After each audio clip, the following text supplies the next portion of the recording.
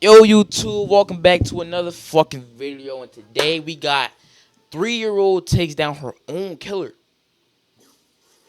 Like I said, chat, I was gonna bring back the fucking, excuse my language, I was gonna bring back the crime videos, you know what I'm saying? But I want to bring back some new reactions to the channel, chat. So if y'all want to see me react to anything else besides crime videos, let me know in the comments below. I got y'all, bro. Let's get right into it.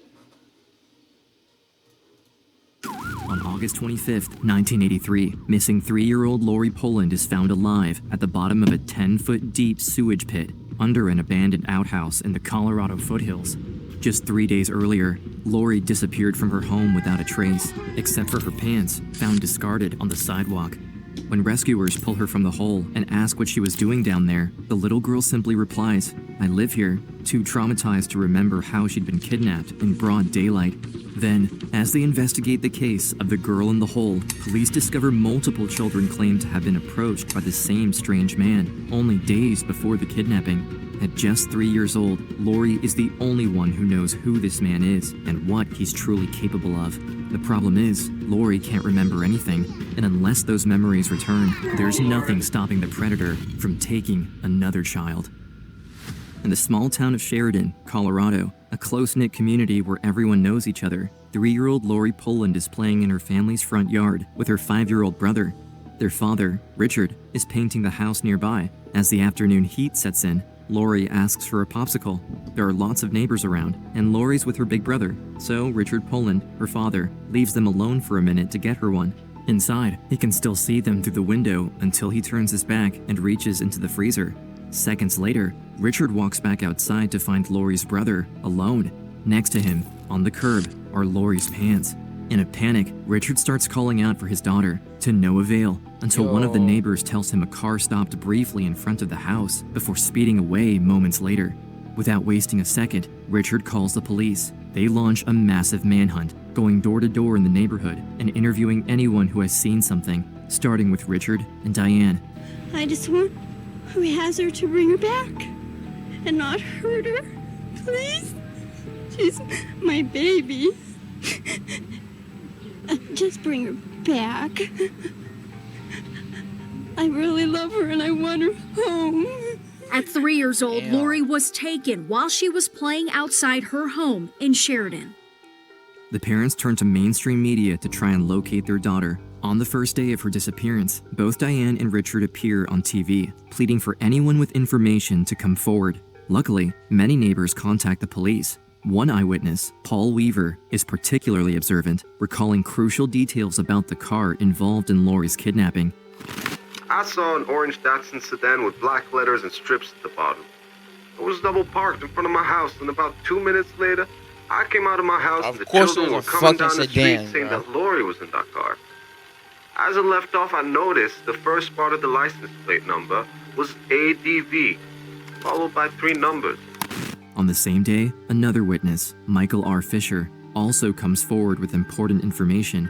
His children reportedly had a concerning encounter with a suspicious man a week prior. This came up a week before and said a man had followed them home from school and was trying to give them candy if they agreed to take their pants off. So I drove over to their school and I saw a man with shoulder-length hair and a beard. I got out of the car and said, "Hey you," and he took off running towards Bear Creek. I tried to follow him, but lost him after a while. He was about 5'8", 155 pounds, and his hair was dirty, like dishwater brown. Ew. Even though the police have a description of the car and details regarding the kidnapper's physical appearance, it doesn't answer the one question that matters. Where is Lori? And considering that the man who kidnapped her seems extremely dangerous, is she even alive? Before we continue, we'd like to thank today's video sponsor. Alright. Come on, yo. They're living hopes of finding more information about the mysterious missing letters on the kidnapper's license plate.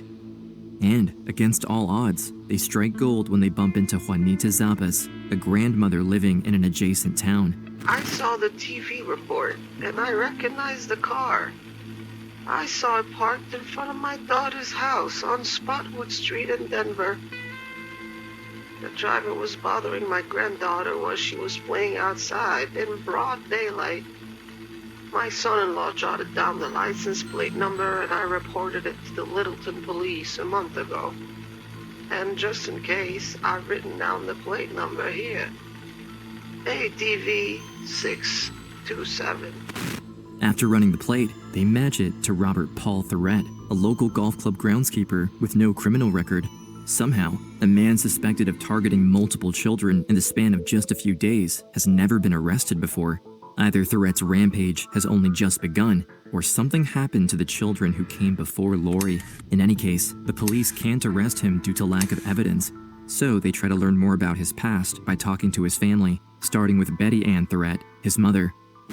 My son is a good man now, but when he was a teenager, he had some issues. The police once looked into an accusation of him, but nothing was proven. I also found women's underwear in his room a few years ago. I think this kind of behavior is common for teens, and it doesn't connect him to the girl in any way.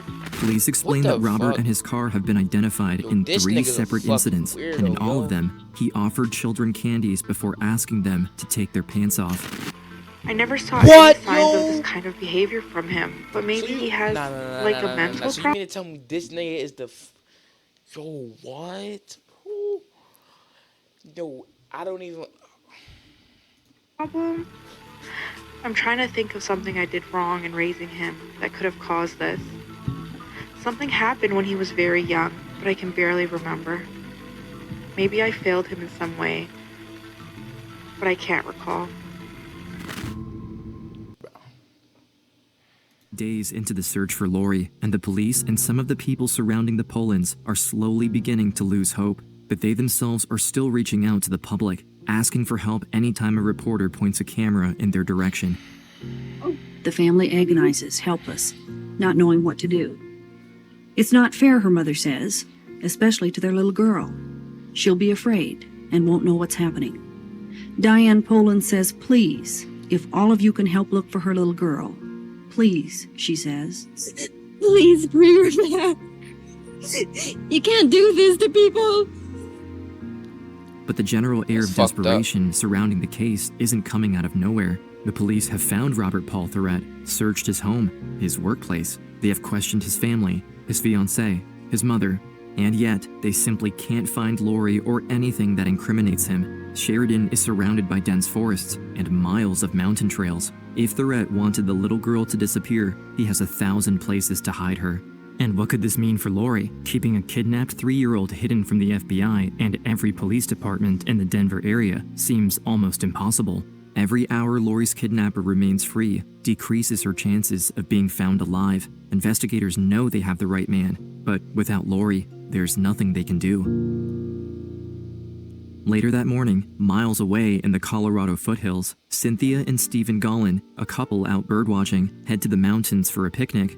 On their way, Cynthia says she needs to go to the bathroom, so her husband turns toward the Beaverhook trailhead, remembering the old camper amenities there. As she walks in, Cynthia hears an unexpected sound. It's hard to imagine the horror she must have felt upon hearing the desperate cries of a little girl coming from the latrine. Cynthia looks down into the hole, only to see the reflection of a dim light in the tearful eyes of a child. Neighbors in the area stop to watch and ask questions. Could it be Lori? A couple from Pittsburgh, Pennsylvania on a birdwatching expedition found the little girl by sheer accident.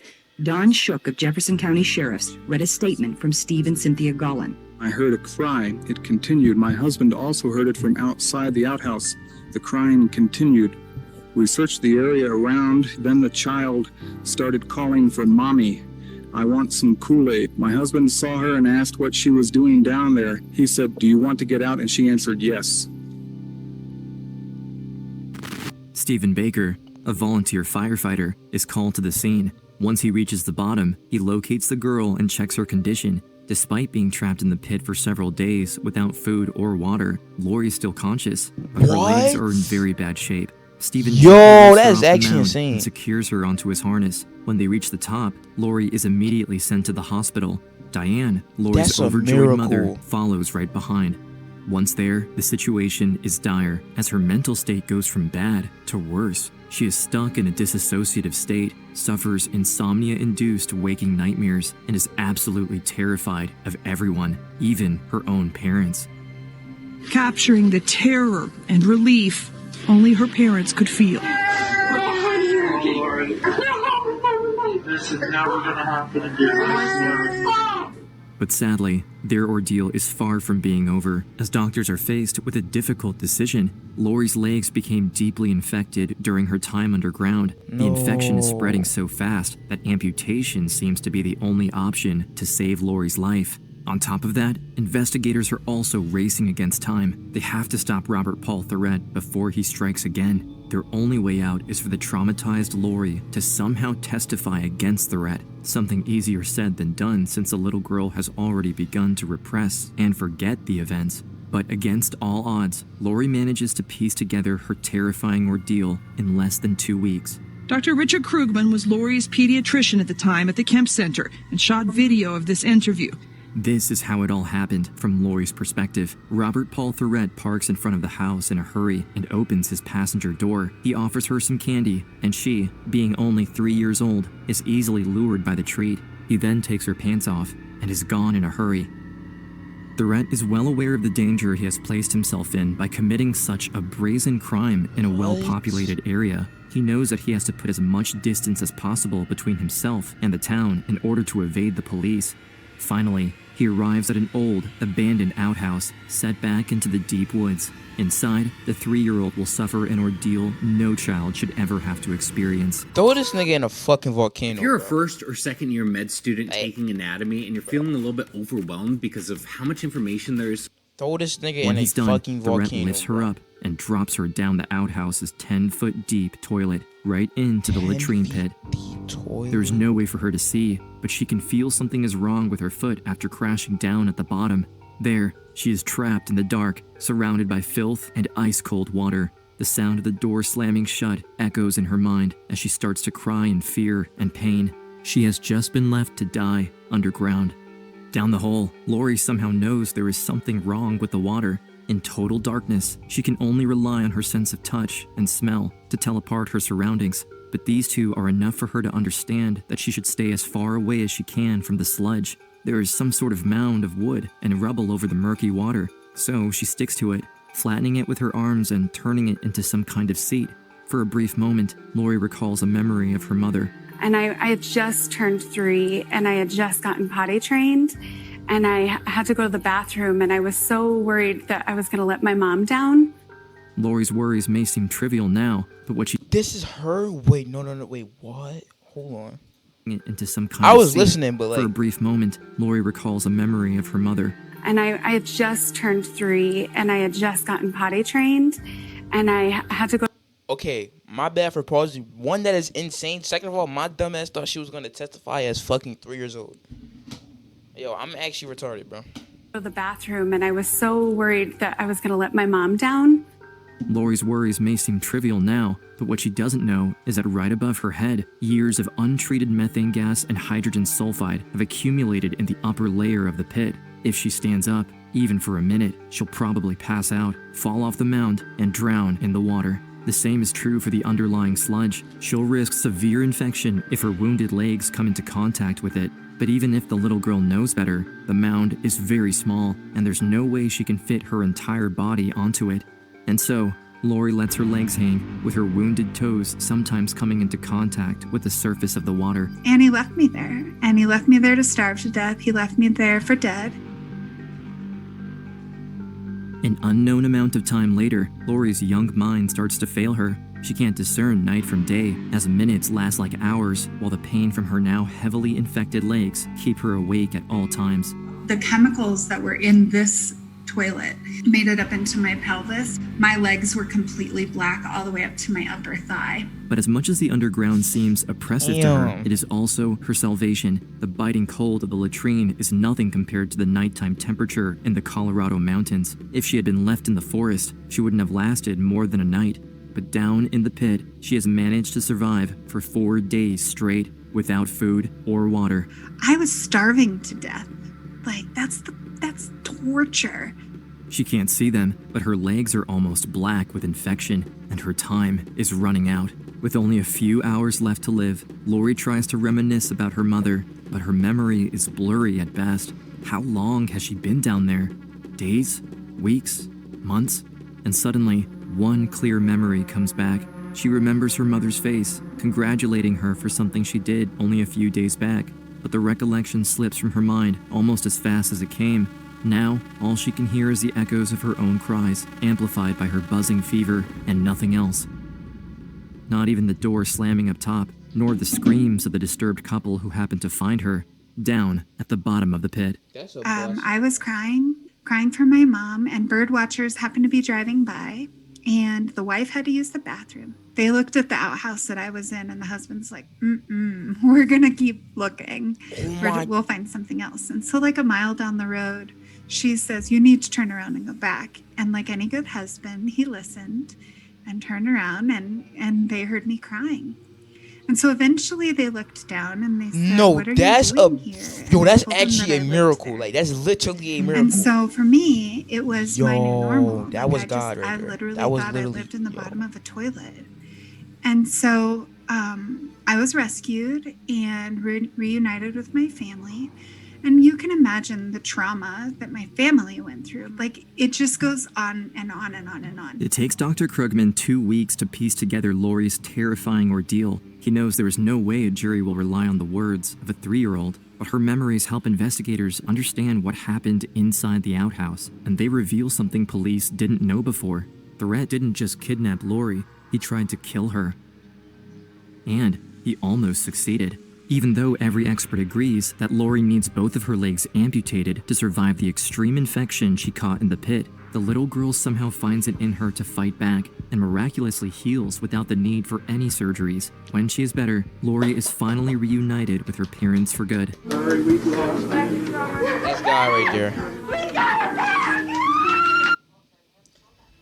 That's guy right there. That's actually, I ain't gonna lie, bro. Like, EVE Online is a miracle, and that nigga needs to be thrown While into this is a happening, fucking pit of the lava. rat is eventually forced to give himself up. Investigators then task young Lori with identifying the man who hurt her out of a police lineup. She was rock solid in her identification.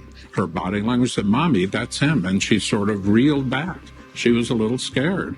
Closing in on the trial, Robert's wife provides him with a fake alibi. This leads the prosecution to believe that Robert might get away with it if he sticks to his not guilty plea. This forces the judge to make a controversial decision. He offers Robert a plea deal. Instead of being charged with kidnapping, most of the charges are dropped. This reduces his sentence from 80 years to only 10 years. He was sentenced to 10 years in prison and was released after 6 for good behavior. The impacts of the events on Lori's life are long-lasting and profound. As a child, she experienced a range of psychological and emotional problems, such as depression, anxiety, and PTSD. As she grew up, she started struggling with trust and self-esteem issues. But proper support and care, like counseling and therapy, helped her cope with the trauma and heal in the long run. And now that she's an adult, Lori sees the red sentencing from a completely different perspective. Do you feel like justice was served? For me, it's not really about justice. It's more about being impactful. And every day I wake up and I just try and be impactful and try and be good in the world and prevent people from growing up and causing harm. 20 years after her kidnapping, Lori finally realizes her ambition in 2003 when she graduates from college. She is the first member of her extended family ever to do so. At a Caregivers Award luncheon, she's honored for the work she does outside of school, counseling abused children. As a survivor of childhood trauma herself, Lori is able to show residents that their past is not... Nah, fuck that shit. You mean to tell me, bro, this nigga was supposed to get 80 years, took a plea deal, got 10 years, and got out 6. Fuck that shit, bro. Y'all niggas should have gave this nigga 20 minimum, bro. No good out. Why good behavior should even be it, bro. Not have to be their future. I look back at all the things that I've been through, and a lot of them have been hard and very unfortunate and disgusting, but at the same time, they are a part of me, and I'm grateful for experiencing those things. Poland knows that her past will always be a part of her, but she's determined that it will never define her. Hi, thank you very much. Her parents have watched a little girl endure, overcome, and blossom into an extraordinary woman. Lori Poland describes her family and friends as a life preserver of strength around her, there for support in dark times, here to celebrate the brightest yet. I'm done, and I did it, and I set my mind to it, and I accomplished it. So that's why I'm happy. To this day, the ripple effects of what happened continue. But Lori Poland, now a mother of 3, has never backed away from a fight, not only for herself, but now for all children who have been abused. Today, she operates her own therapy practice and works alongside pediatrician Dr. Richard Krugman, who helped her through her own trauma decades ago as the co-founder of the End Child Abuse and Neglect Association, or EndCAN. Lori's work with the association has shown her that abuse is often part of a cycle of violence, with victims on both sides, as most sex offenders have a history of being abused in their own childhood. Robert Paul Thoret's past demonstrates this, as he was abused as a child starting at age 3, the same age Lori was when he kidnapped her. Imagine, I've sat in a room with 250 sex offenders who shared for the first time in their lives their own lived experience of being harmed, and how that created this anger inside of them to then amplify them causing harm. Again, not to excuse it, not to justify it, but to understand it. Instead of seeking punishment and justice, Lori's mission is to promote healing and understanding, recognizing that every person involved in abuse needs support and care to heal and move forward. Her story is truly a beacon of hope, inspiring others to turn their suffering into strength and to use their experiences to make a positive impact on the world. She wants all victims of abuse and neglect to know that their voices will always be louder than silence. I've never met a human, no matter how atrocious their crime, that their primary need is not to matter. It's up to us to do the right thing. If we, instead of getting angry, had some semblance of understanding, not excusing, but understanding that those people matter, imagine the changes if we ensured that every human felt like they mattered. Hey man, W video by Unseen, bro. I'm glad that she made it out alive, survived. You know what I'm saying? Parents, please watch out for your kids, bro. Stuff like this still goes on in the world. Fuck the justice system. I don't even know like how that shit just went through. And bro, yeah, that nigga's a weirdo, bro. But shout out to Unseen. If y'all niggas like this video, hit that like and subscribe button. Put it down in the comments with some more content you want me to see and react to. Got y'all niggas in the next video. I love y'all niggas, bro. I'm out.